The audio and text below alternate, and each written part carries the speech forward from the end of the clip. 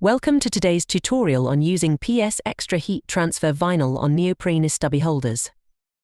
We will be using Silhouette Studio and we will select our designs from the Silhouette store, specifically design numbers 414672, 415230, 415231, 286443, and 414654.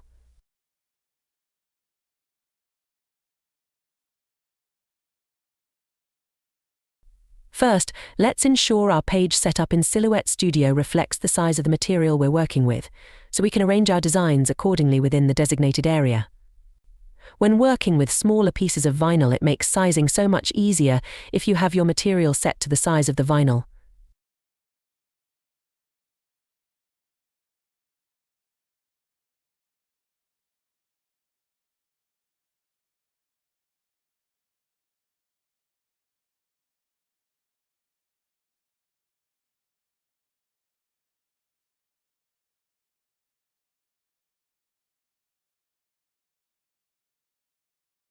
Now that we have our design selected and arranged, it's time to load our cutting mat with Siser PS Extra Heat Transfer Vinyl.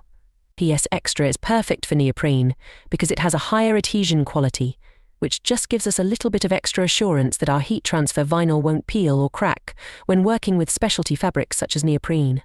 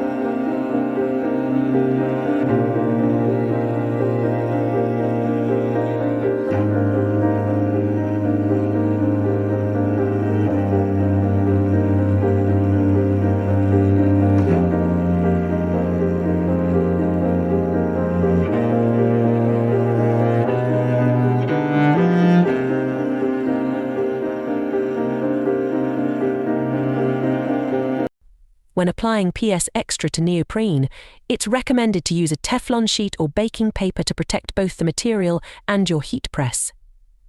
This helps ensure a smooth application and prevents any potential damage to your fabric. And there you have it.